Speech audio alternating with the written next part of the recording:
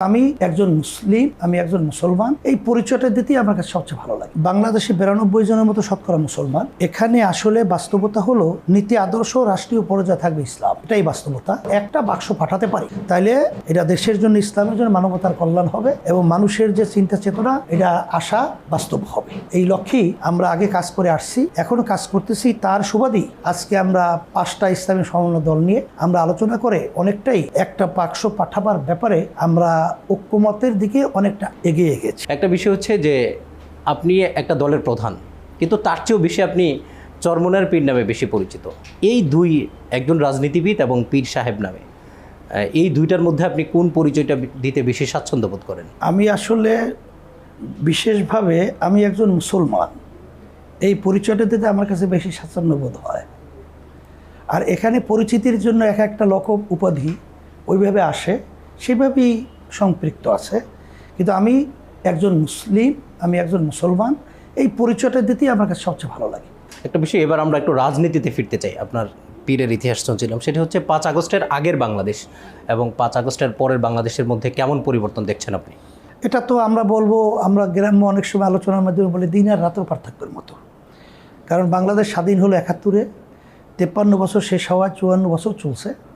যাদের মাধ্যমে দেশ চলছিল, এটা আমরা এদেশে মূলত যে স্বাধীনতার 3টা চেতনা, সাম্য, মানবিক মর্যাদা এবং ন্যায় বিচার প্রতিষ্ঠা, একটাও কিন্তু এদের পরিচালনায় আমরা বাস্তবায়ন দেখি নাই।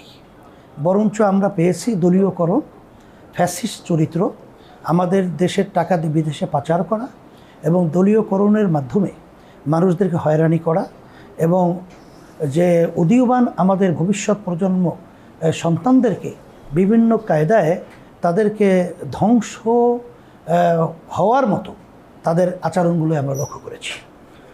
এখন বাংলাদেশে 5ই আগস্টের পরে যে পরিবেশটা তৈরি হয়েছে, এখন কিন্তু মানুষ স্বাধীনভাবে কথা বলার মতো একটা পরিবেশ তৈরি হয়েছে। এটা আগে পরে কিন্তু ওইভাবে বলা যায় নাই। এখন কিন্তু মানুষ সুন্দর একটা দেশ গড়ার চিন্তাটা তারা করতে পারছে, আগে কিন্তু এটা পারে নাই। সেই দিক থেকে আগের বাংলাদেশ আর এখন বাংলাদেশ অনেক পার্থক্য। একটা বিষয়, সেটা হচ্ছে যে আমরা আজকে দেখলাম ইসলামী দলগুলোর সাথে আপনারা একটা বৈঠক করেছেন, এর আগেও আপনাদের সাথে জামাত ইসলামী দেখা করেছে। বাংলাদেশের ইতিহাসে কখনো ইসলামী দলগুলোর মধ্যে ঐক্য হয় নাই, কেন হয় নাই সেটা রাজনীতিবিদগুলোই ভালো বলতে পারবে। একটা বিষয়, এবার নির্বাচনে আসছে যে জাতীয় সংসদ নির্বাচন, ইসলামী দলগুলোর মধ্যেও ঐক্য হওয়ার সম্ভাবনা কতটুকু? সেই ইসলামী জোটে জামাত ইসলামী থাকবে কিনা, আপনারা কেমন ভূমিকা রাখবেন, কতটুকু আশাবাদী এই জোট নিয়ে?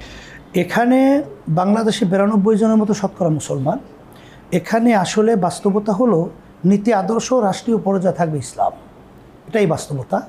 যেহেতু আমরা মুসলমান ধারণ করি ইসলাম, কিন্তু আমরা যেটা বিগত দিনে লক্ষ্য করেছি, বিভিন্ন স্বার্থন্বেষী বহল এবং আধিপত্যবাদ এবং সাম্রাজ্যবাদেরা বিভিন্ন সময় আমাদের দেশীয় কিছু লোকদেরকে তাদের ব্যক্তি স্বার্থ, দলীয় স্বার্থে বিভিন্ন কায়দায় তারা পড়ে আমাদের দেশের এই চিন্তা চেতনা, ইসলামকে অনেক অংশে তারা দুর্বল করার মানসিকতা নিয়েই তাদের কার্যক্রমটা আমরা লক্ষ্য করেছি।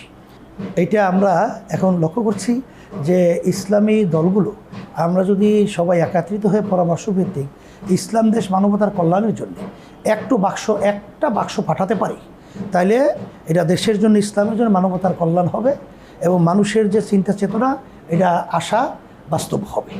এই লক্ষ্যেই আমরা আগে কাজ করে আসছি, এখনও কাজ করতেছি। তার সুবাদেই আজকে আমরা 5টা ইসলামী সমন্বয় দল নিয়ে আমরা আলোচনা করে অনেকটাই একটা বাক্স পাঠাবার ব্যাপারে আমরা ঐক্যমতের দিকে অনেকটা এগিয়ে গেছি।